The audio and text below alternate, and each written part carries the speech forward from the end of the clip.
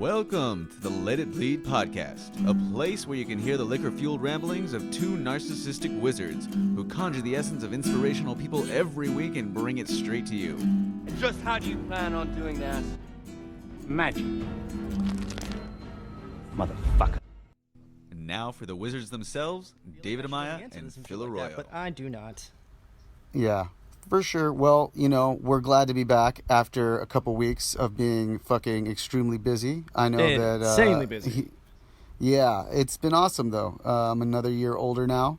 32. Yes, sir. Happy 32. birthday to this fucking guy. Thank you. 32 years young. Did some pretty fun shit last weekend for that. Got to finally get out into nature. Got to drive a long ways just to go experience this. But, went out to Bass Lake and just kind of hung out on the lake all day. And, it was kind of a bummer because I know everybody was down here at Love Long Beach. Like, literally everybody, all my friends were just there. And it was a bummer to see all those photos and just know that on my birthday weekend there were so many people I could have been celebrating with, but I have needed. You gotta be true to you, man. You gotta do your thing. Yeah, I needed a break from like shows and festivals and stuff for just a little bit, for just a couple weeks. Absolutely, man. Especially since we got the big one coming up that I got to prepare for, which is the burn. The burn, man. So the burn. Tell me a little bit more about how you've been getting ready for that.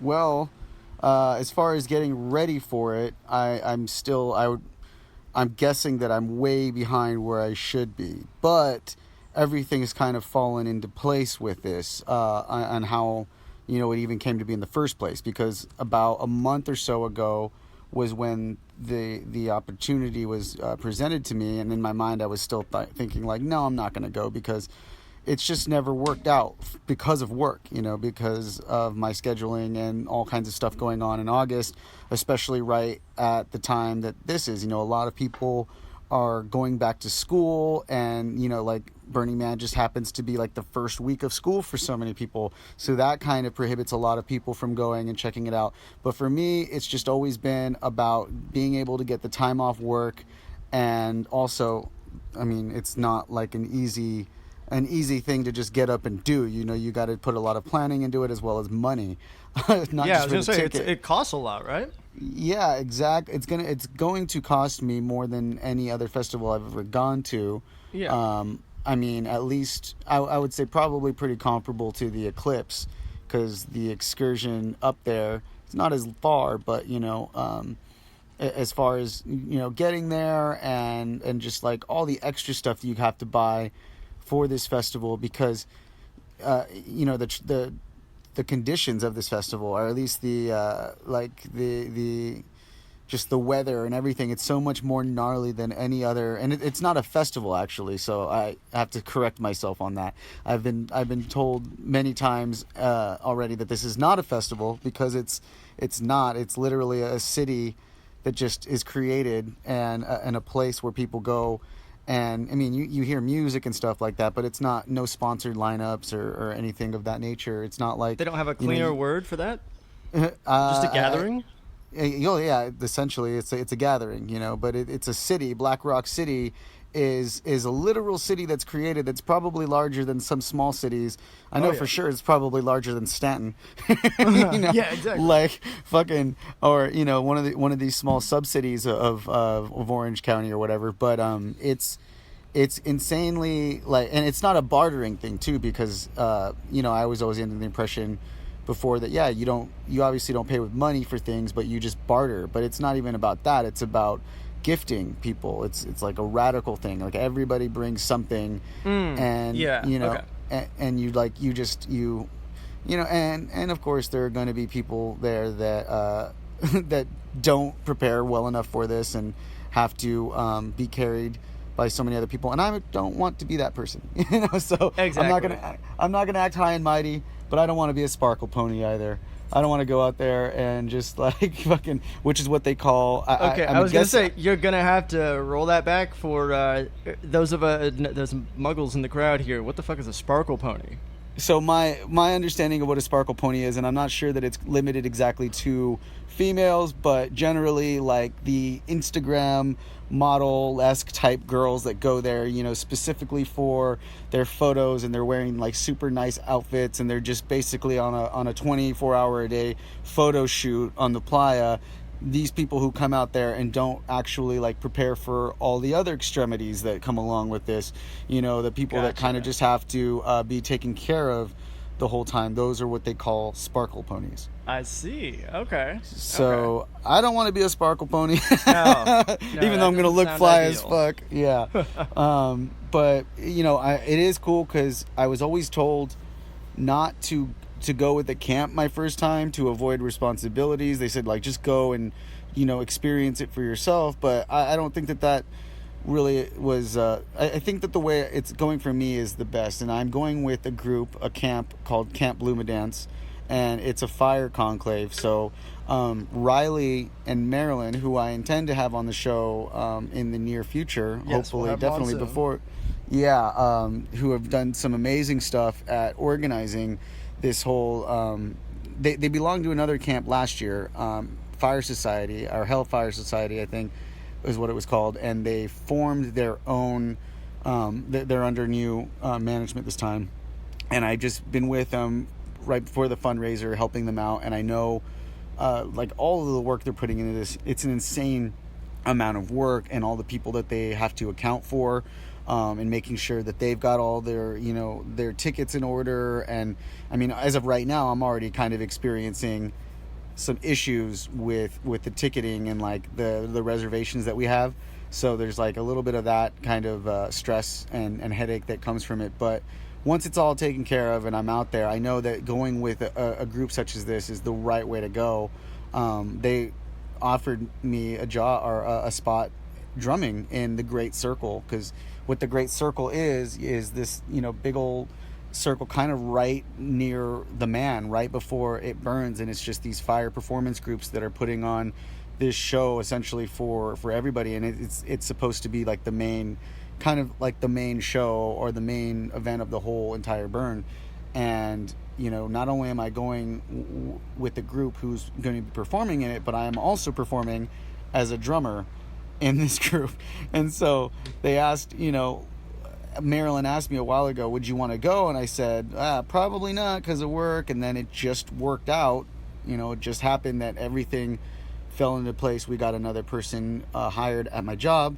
So I was able to just throw it out there, and it worked. And now I'm going, and it's just, I'm excited, but I'm like, it's got to be surreal a little bit, It's like very surreal. I can't imagine how I would even feel like having been wanting to go to this for so fucking long, and for being so close to that world for such a long time, Exactly. Just always being on the edges, and then finally going to the main event. Like, that's fucking awesome, man. Yeah, that's exactly it. Like, so many people are like, what, you don't go to the burn? It's like, and then it even got to a point where I was like over it. Like, I'm like, I just don't even care. Like, I was indifferent towards it. Like, the whole idea, like, you haven't been to the burn, you don't know what you're talking about, sort of thing. And it's like, well, well, cool. fuck Not that. Everybody can take 2 weeks off from work and spend 6 months planning and drop at least $1,000 for that. Yeah, that's and a part of it was a little bit of me just kind of, my indifference came from also just being like, well, fuck you guys, I don't have to go to that just because it's kind of the kind of people who unironically they're like, oh no, my spiritual plane of ascendance is higher than yours, bragging about the ego that they don't have. It's like, yeah, okay. There's definitely some of that for sure, but there also is, and even people that I do really highly respect, who I've partied with and gone to these sorts of things with and done some pretty awesome stuff. They're like, oh dude, but in just their most sincerest and honest way, without trying to be belittle or just kind of be condescending anyway. They're just very, yeah dude, it's gonna fucking blow your mind. You're gonna see it's just, you know, everybody that it's kind of like trying to explain what ecstasy is to somebody who's never done it, you know. I could sit there and tell you all of these things, like these sensations that you're gonna feel, but you are not gonna fucking know until you go and experience it. And that goes for many things, but that is the analogy that I'm gonna use. What I'm guessing it's going to be like for me, and I really do hope that, or I'm looking forward to this actually being a huge catalyst in my, you know, in everything that I'm doing creatively. Something that's just going to really raise my spirits and kind of just like set something straight within me to come back and just jump onto the next chapter of my creative endeavors. process. Yeah. Well, you know, endeavors. people don't usually come back from Burning Man and go, well, it was all right. Like, I don't think Right. I've ever heard that in my life. You know? Right. So I mean, right. the thing is that, like, if it's this insanely incredible good experience, or some people who are like, yeah, that was a really crazy, like, you know, a lot of work, very, you know, like, some people can't do it. Either way, nobody's ever said that it was not a profound experience, not Right. one that could, you know, shift your perspective on a lot of things in life. That isn't going to bring you a ton of lessons back to apply to, you know, the rest of life. That's not those, you know, the other 51 weeks of the year where Black Rock City goes back into the dust, man. So Right, that's and fucking cool.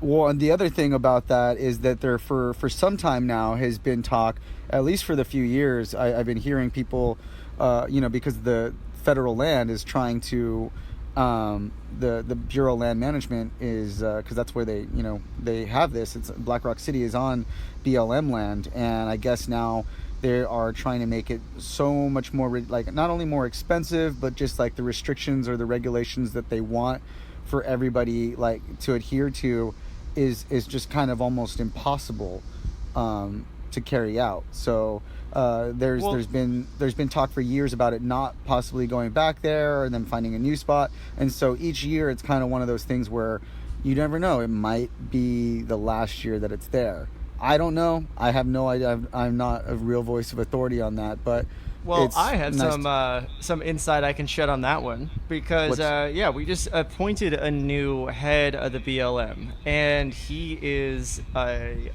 he's a lobbyist, like a real estate developer dude, and he has said many times in the past that he doesn't think there should be any public land.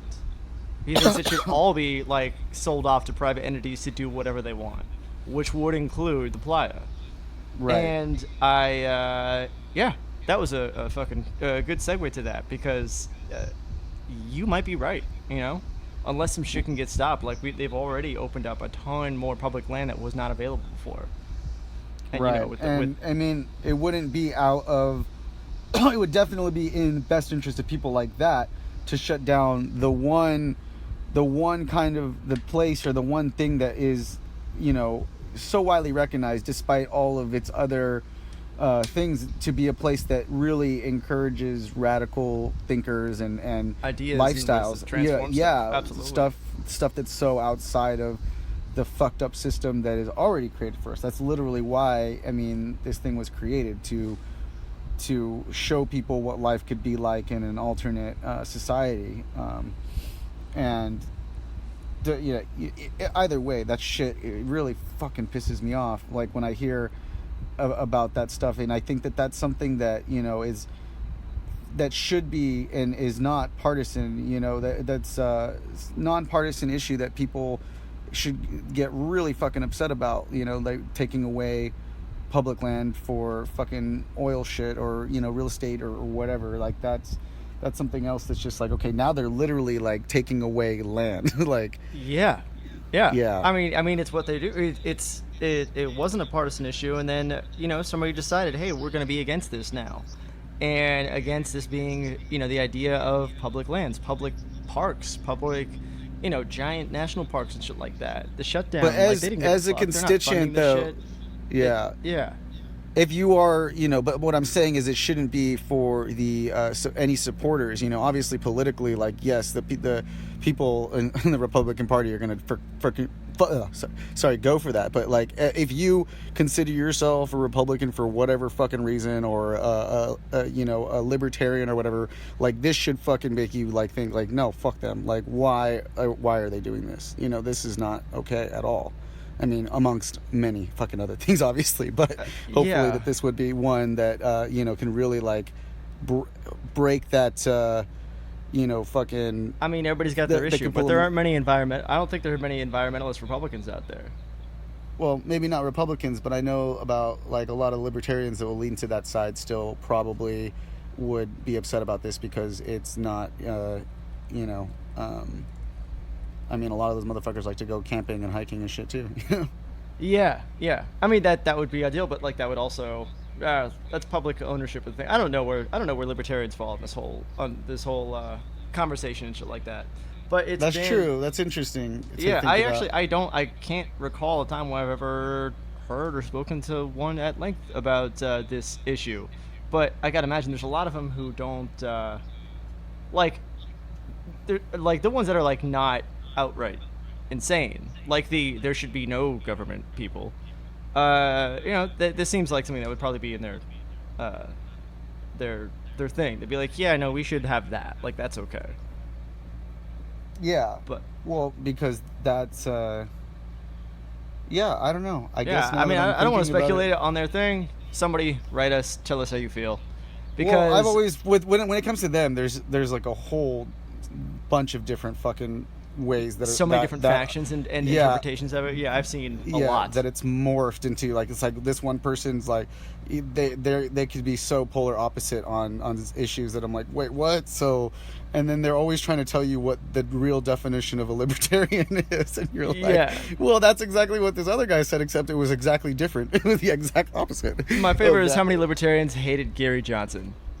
Because he like believed in driver's licenses. It's like, whoa.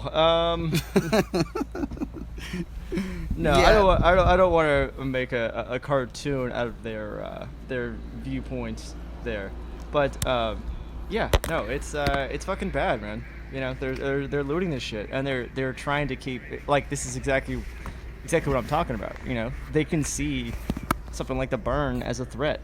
You know. Because it does promote this idea of thinking of society in a way that we have not thought about it before. And, I mean, inherently, it's about... I mean, their whole ideology is about a lack of new ideas, you know? Just doing the same old shit. And that is... it's rough to kind of see that kind of play out into practice, you know? And to see how complacent a lot of... the media has been in framing these things for so long as, you know, there's one side and there's the other side, both are equal, you know, it's that kind of thing. And I've, you know, it's just been kind of frustrating, you know, in the wake of overwhelming evidence of the fucking rot from the top down coming out, you know, how people are still wanting to do this. Like, I'm sure you and everybody has heard about what happened in El Paso and Dayton a couple days ago. You know, 2 mass shootings in the same day in 2 different places, driven by white supremacist ideology, citing Trump as the reason they were going to El Paso to stop the invasion of Mexicans, quote unquote. Exactly the same language he uses. And they just go and they run in there and they shoot up fucking 20 people. Yeah. I think... Right. I think actually it was Beto O'Rourke, who's from El Paso. So this is a super, super personal one to him. He had just finished visiting with people who had like literally been shot. And a reporter asked him on the way to his car, it's like, hey, is there anything Trump can do now to make this better? And he just fucking lost it on them. He goes, well, what do you think? I mean, you know the shit he's been saying. He's been calling Mexican immigrants rapists and criminals. I don't know, like members of the press? What the fuck? It's these questions that you know the answers to. I mean, connect the dots about what he's been doing in this country. I don't know what kind of question that is. Like, if that's a presidential candidate, like legitimately just fucking laying into the press for, you know, some shit that we all see that is obvious. I don't know. It was cathartic, at least, to read that and to see him say that. You know, that somebody caught it. Like, oh man, it's just been a rough week. You know. Yeah. And it's it's always not frustrating, but it's almost shocking. Disheartening. Now, when I still have to explain myself to people about why I do say think the things that I do, when it's just so fucking to me, you don't have to, like, everybody has seen this shit, you know? It is exactly not what it everybody. looks like. I will say though, to be fair, not to be fair that it's okay. It's definitely very disheartening, but not. I would say most people do not pay attention to this stuff in the amount of detail that you pay attention to. Oh, absolutely. So even if so this is the sad part. You know, this is, I'm just pointing out where we are in our times right now, at least, like that we've already brought about in one of the other shows, where it was like, it doesn't really matter at this point what's right and what's wrong, because you can't prove it to these people who don't want to believe it. They're not going to. And what those people are looking for is something that's different. And it's not, it's like, what do you do? Do you, like, do you not keep talking about it, or do you talk about it but try to, like, go about solving this sort of problem in a better way that's better, like by feeding into their fucking emotions, or like just making them not feel bad, because that's what obviously is like pushing. Okay, so here's the thing with like what just happened right now, and people have been fighting for a long time, to try to get some gun control in this country, some common sense gun control. And though I'm not against that in any way, and I don't think that it's a bad idea, or I don't think that it's such a crazy idea that somebody should have to work equally as hard to get a gun as they should, to drive a car. Yes. I also don't see that the efforts in trying to create legislation against this as being a way that's going to actually stop a problem that's way more on the rise, that actually is the main root of this issue that we're having here with these shootings, and that is the white supremacy issue, the issue of the rise of white nationalism in this country, and fucking us kind of going toward this civil war thing. It just seems like it's building more and more up to that, where these people who have these guns, and then like these people already have lots of guns, and they're fucking like aiming up to do this. I don't believe that they're just like coincidentally just deciding that they want to go and do this stuff. I think that, like, as you said before, you're going to see a lot more of this stuff leading up to the election, and then obviously with all of those groups and stuff, people actually communicating these things. And I think that there are a lot more plans that we can even imagine against with what these people are doing, like what these militia type groups and these radicalists are doing behind fucking the scenes. And that's why, honestly, and it scares me to really think about like trying to just completely, like, to act like we don't. In a sense, it's like, it's not going to be us versus the government completely. It might be us versus these people, that have all of these guns and that do all of these crazy things. And that's what scares me. I don't know whether what I'm trying to say, I'm not actually claiming anything that we need guns, I'm not saying any of that stuff. I'm just saying that it is a scary thought, because we know that they won't go away, and we know that they're not going to give them up. So I would rather them not have that advantage as highly over everybody else. You know what I'm saying? Yeah, you're articulating a very reasonable point there. And yeah, it like, the weapons of war have fucking no place in civilian hands. What we should do is at least stop the bleeding right now, because every time one of these things happens, those sales skyrocket. Okay, I'll bet you I could look it up today and see how many fucking the sales chart of Smith & Wesson going up exponentially yesterday, because they use every one of these tragedies as a fucking promotion, as a sales drive. It's, they're coming to take away your guns, come stock up and get your guns now. That's that's been their whole thing. That's why this whole thing keeps perpetuating, because it is fucking profit driven. But you're 100% right in that we do have a white supremacy problem that is, I think, even even more fucking dangerous to this shit.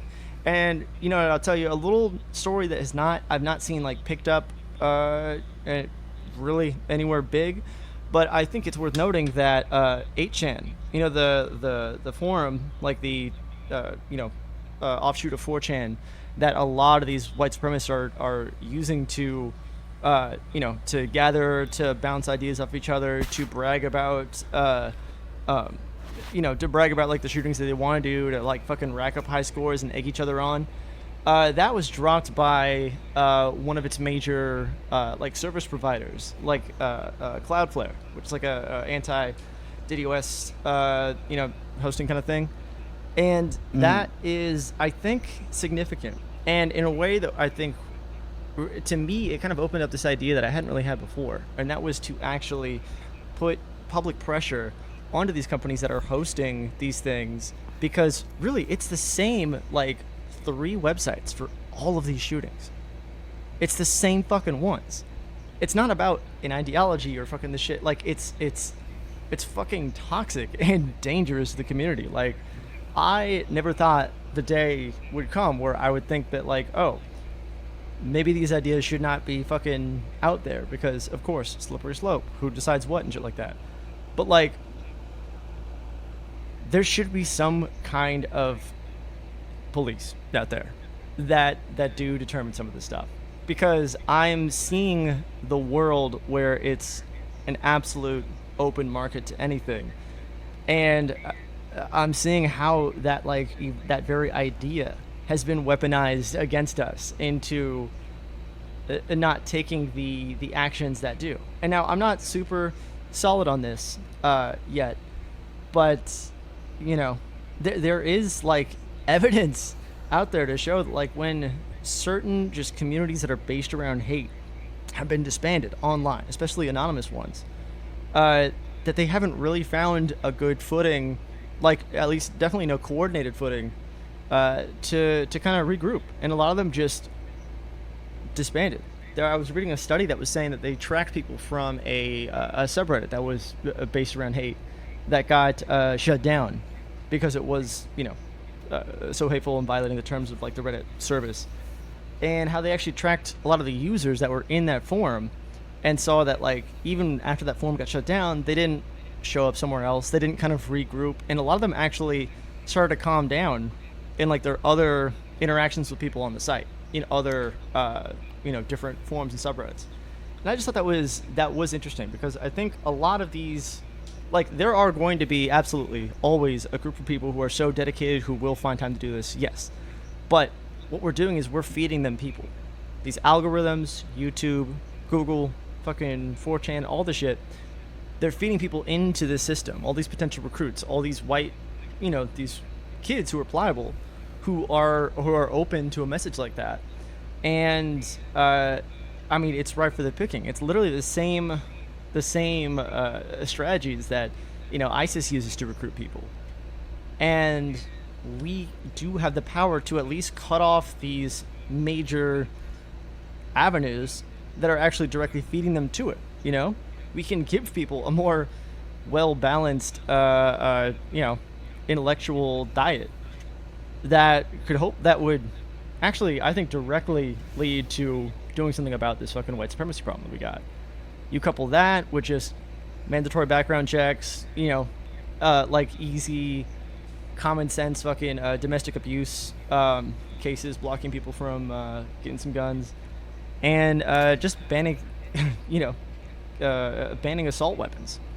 Like, I think those are a few solid, common sense things that we can do to curb this problem that would also not infringe on this idea of American freedom that we have either.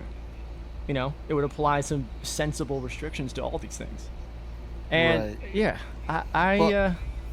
go ahead. I mean, as much as I try to, though, imagine what you're saying, I just don't see either of those. I maybe curbing the problem a little bit. I just think that the problem is still so much bigger than that. I really do think that, because you still have the black web, right? That these people are going to go on and they're still going to like communicate. But now, not only do they have the black web, but do they have the fact that, well, you restricted them from this website, and now that just adds to these people's narratives of driving people crazy and like brainwashing them. Like, see, they try to take away your rights and they're trying to do this, and you know what I mean? And I do agree with you though that it could probably curb the issue, but I'm just trying to, in my head, like think like which will be more beneficial, because we've seen so often that when you try to fight something like that, it just kind of gives other areas a little bit more power than they should have too. Well, here's this thing, is that the First Amendment only stops the government from like regulating what you say and do, with a couple notable exceptions. Like, you're allowed to say anything. You do not have a right to use the most popular platforms on the internet, and you do not have a right to have an audience of millions of people to say this shit. And that's the difference. And that this, the fundamental argument about censorship and shit like that hinges on these fucking principles. And I think it is time to fucking put public pressure on to some of these companies to say, no, we have done the studies, we have seen the data, we have seen how you can trace it. You know, you can trace every one of these things line by line. You can trace them all the way back to this type of shit right here. So fucking, like, you know, what happened to Milo Yiannopoulos? What happened to him? What's he doing now? Nobody fucking knows. He's broke. Nobody gives a shit what he has to say anymore. He's done. Right, but there's always going to be another one. If you take one away, then there's another one that will rise up some way, somehow. My point is not that you're not wrong. Mm-hmm. My point is wondering that, is being right good enough in this situation? Because we clearly are seeing that people have made up their mind, and so the people that are on the other side of you, when you take it away from them, even though it is in a sense bettering society, and you're right that these are public platforms. Well, they're private companies that own these things that millions of people use, so they technically they're not obligated to host any of these people, and I'm not against them banning them in any way. I'm just wondering if the actual banning of these people is enough to stop them, or is it something that's just already so far beyond control because of the fact that, like, these people have gained that power. Like, Donald Trump could say whatever the fuck he wants to say, as we've proven time and time again, and these people will just not. It's fake news. It's the media trying to stir shit up to go against him. Like, they just will not fucking budge. And it seems more and more that he's just getting, by the day, more people who are less likely to say fuck Trump and be like, well, actually, there's this. Like, I hear it so much more, and I'm wondering what the fuck. How can there be more people going on to his side than running away from it? Well, I don't think that's like all the major polling that I've seen lately. Just the best actual data-driven like metric to gauge how people feel at large. Obviously not perfect, but everything has indicated that it's going down. Right, that his supporters are getting crazier, but that's a smaller and smaller margin. And actually, what's really interesting though too is that that we have seen a historic level of fucking quitting from the Republican Party. Just this week, the only black Republican congressman from Texas, Will Hurd, he said he's not seeking re-election next year, and he's like the seventh one to announce that this year, because they're all done. They're like, this is out of our control, and we want to fucking bow out, while before anybody notices that we were a part of what the fuck is happening over here. And we're seeing support for him drop off in all these other places. But the problem, I think, is that is it enough? Because they have so much power, and that's what I'm they saying have been too. running they have been running amok on not just the government, but on the way that we frame all these conversations and the way that we do things. Like, this is not just Trump. All right, getting rid of Trump is not going to fucking fix this problem. This has been building. It's been going for a long time. I think I recommended The Loudest Voice last week or a couple weeks ago on the show, and that, I think, is a great insight to one of the people who I think was a pioneer in this modern version of white supremacy that we're seeing in full fucking force right now, Roger Ailes. And there's a lot of them that kind of have gotten us to this point. But I think, there's no such thing as ending an ideology or stopping it. All right, that is impossible. But Right. what we don't have to do is allow it to spread. Because what I think this thing has tested more than anything else is that, like, in the marketplace of ideas, you know, that's assuming that the marketplace is, you know, is working and equally weighting each of these things. Of course. But these algorithms have forced everybody into their own bubbles, so that it's not a marketplace of ideas. It is just, all it's doing is giving equal credence to ideas like fucking Nazism, to you know, basic Western liberal with a small L democracy. You know. Right. And well, so go ahead. No, I was saying I'm you know, overall I'm glad that like these people on the Republican Party are definitely like seeing and fucking being like, well, fuck this, I got to get out of this.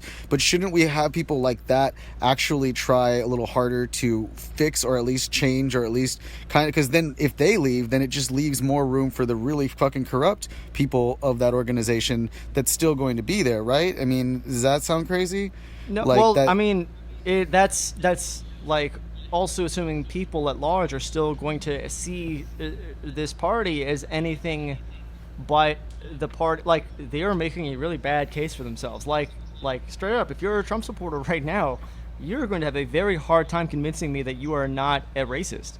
And I mean a racist by definition of somebody who's completely indifferent and okay with the suffering of marginal communities for your own benefit, you know? Yeah, but that doesn't seem to be really effective, though, in getting these people to change their mind but right that's now. the, I mean, no, that's the polling, true. but that's, well, I know that's what you're saying, but literally, like, all around me, I personally am seeing so much more, so I don't know where, like, the polls are more effective in getting this research, but, like, just because they're not publicly or openly admitting that they're like with this guy or supporting this guy doesn't mean that there's people who may have not supported him before who are now supporting him and just not even fucking going to, they're not even like voting about it, or they're not even, you know, actually like I'm talking about the white supremacists that are just going to do some fucking radical shit, you know, like they don't really give a fuck about what happens in the system because, like, let's say he doesn't win, well, guess what, they're still organizing and doing whatever the fuck that they're going to do to keep terrorizing, you know, and carry out whatever fucking crazy, you know, shit that they're doing. And you're right, it has nothing to do with, well, it doesn't have, it's not all about just him. This fire has been burning, you know, for a fucking long fucking time, and he just so happens to be the guy right now that we do need to worry about, and everything that he's kind of like allowed to you know, take real power in the fucking White House today. And that's what I mean by like having these people leaving when I feel like they should be really trying to fight, you know, for you know, to stop him from doing what he's doing. That's the thing, is I'm never forgetting who these fucking people were who decided in the face of all this to say nothing, and they should never, I mean, these people should not be allowed in polite society, just straight up. Like, what the fuck? Yeah, exactly. It's a complete dereliction of duty that instead of having the fucking bravery to stand up to them, only one has, and this entire time, and that's Justin Amash, who I actually fucking respect now, who I used to really not like, but goddamn, when it came down to party over country, he chose country, and you've got to admire that, you know, because he's been taking shit from a lot of different sides there, but also seeing the way that he was welcomed back, and I've talked about this before, to his hometown it's you know, we need a movement like that. And right now, all these cowards are just fucking jumping ship. So he's doing something about it, though, like, as opposed to just, like, peacing out? I mean, yeah, no, he was a Republican, and he was the first and only Republican so far to come out in favor of impeachment. Because he's like, yo, look, the emperor's got no clothes. Like, what are we doing? Like, I'm here to serve my people, all right? And this is not serving them. Fucking pretending that this guy is doing anything but irreparably harming this fucking country. Because it ain't about Republican values or shit like that. Like, he's also shitting all over Republican values too. At least, you know, the ones that you know, they used to at least say they cared about. Right. And so that kind of goes along with my point, is that all these people who stood up there and actually denounced him too on the Republican side, that eventually ended up giving in.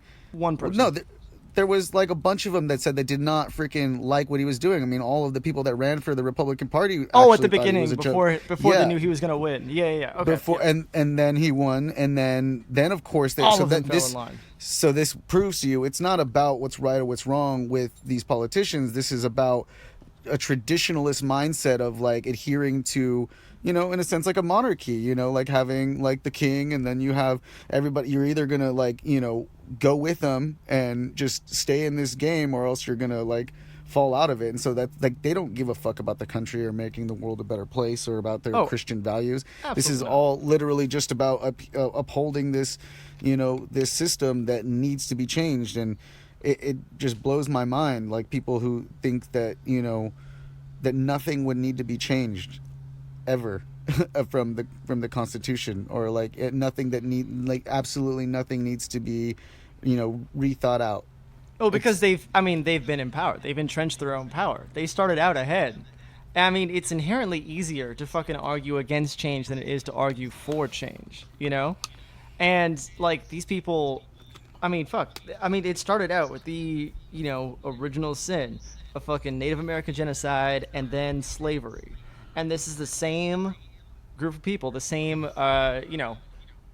entrenched block that has fucking been in charge for 400 years now.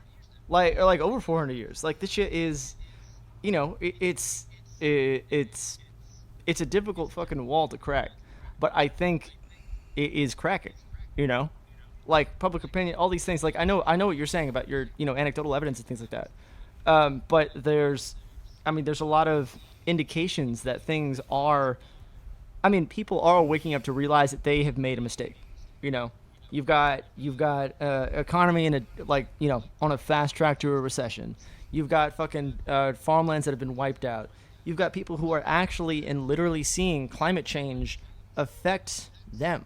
You know, you got farmers in Oklahoma who are just completely displaced now. They're refugees in their own fucking state, realizing, oh, okay, wait, shit, maybe climate change is a thing. You know, it's maybe a little bit too late, but I mean, shit, at least we're getting them on that front.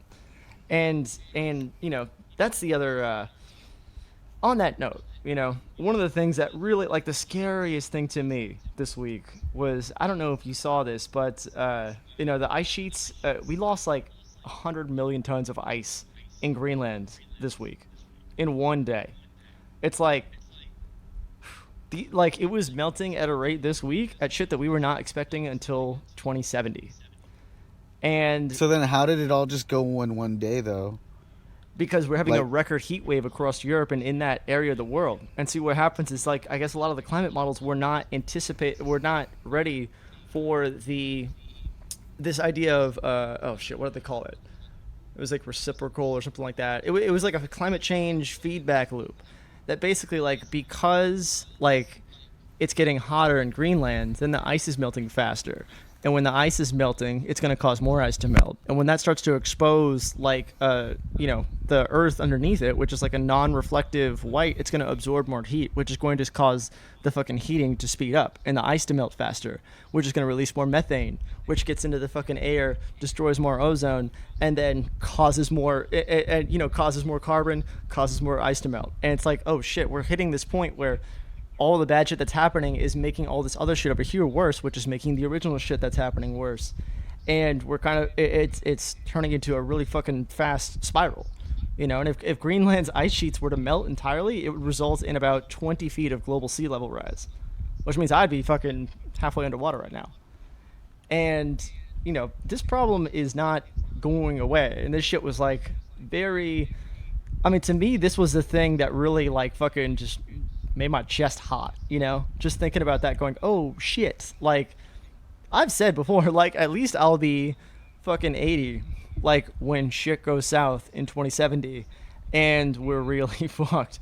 But then they said, hey, this is shit we weren't expecting until 2070 under the most pessimistic models.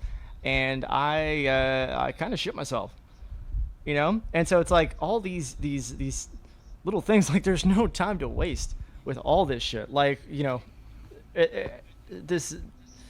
oh man, sorry, these things fucking get to me sometimes. And that was particularly 'cause scary it's because that is pretty that's fucking all of hard us. to imagine that, like, with at the rate things are right now. And I'm not a pessimist, like by any means. Like, if there's a solution and there's a way to go about it, I definitely think that everybody needs to get on it and fucking try. But the way that, especially with the seizing of these public lands and stuff Yes, like that, for these sorts of things, obviously, what are they going to do with those lands? Well, we know exactly. it's going to be like coal fucking refineries and trying to bring back this idea that, like, the way of life in that one very small amount of time, that one very small window of time for us during the Industrial Revolution, that's done all of this damage in such a short amount of time.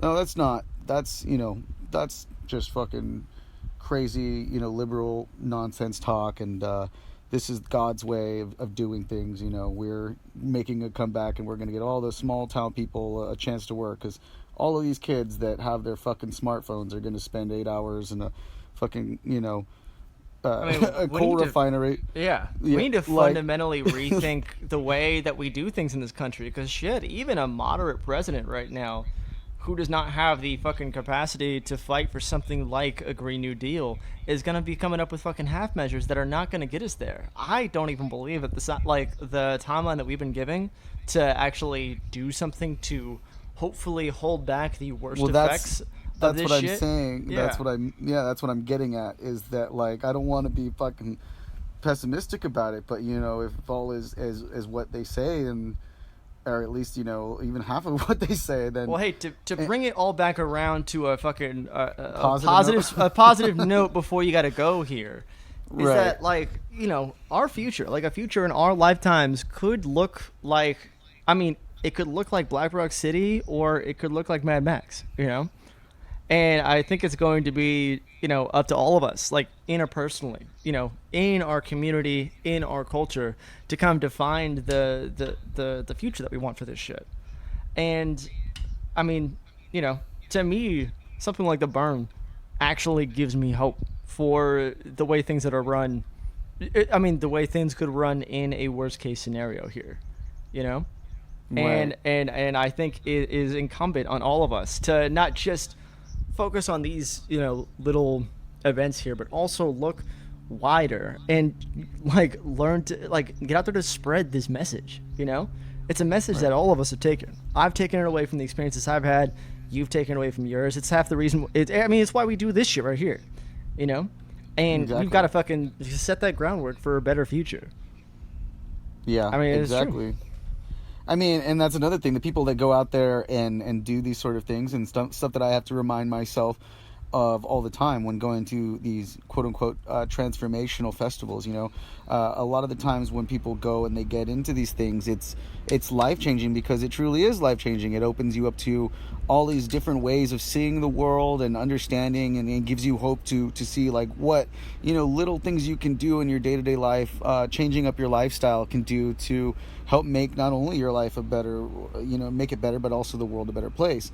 And I'm speaking of myself first and foremost when I say that I'm guilty, and I think that a lot of people become guilty of losing sight of those things that are very important when it comes to, like, being the reasons why you go and why you raise this awareness, what you should be kind of really focused on when you're going to these festivals, instead of just having fun or going to see fucking Space Jesus or whatever DJ like that is on the lineup, or whatever party and drugs that you're going to want to do. Like, don't get me wrong, I am that's why I'm saying I'm speaking to myself here, and I really do want to take this opportunity and going to the burn, to bring it back to, like, away from all of the kind of the negative or the stigmas that people might have, and their indifference toward when anybody might try to really push that radical lifestyle change that can make the world or society a better place, a better society than what we have now. And I would just encourage people who are listening, to, when you do go back to these things, like, just, it's okay to realize that, like, well, maybe you haven't been on it, but just get back on it. Fucking remember. Exactly. Like, Let's leave it at that. Yeah. Yeah, I think that was well said. So yeah, that's what I'm looking forward to doing. Trying to think of anything else that I've got going on this month. I know we have August 16th, which is going to be B-sides. It's going to be a fucking another B-side event, heavy bass music. Going to be helping out with the art on that, and then Art in the Park I think will be the 18th, and that's all I've got until after the burn. So All right.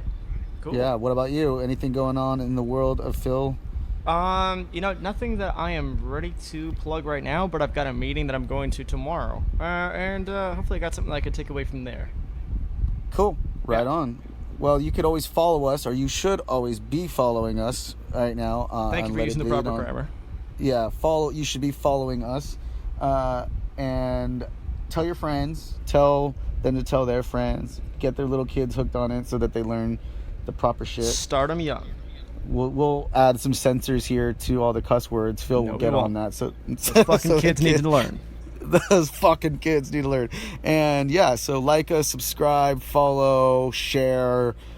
Me at Let It Hood Rat Bleed Stuff. Cast. Oh, that Oh, Let go It ahead. Bleed Cast.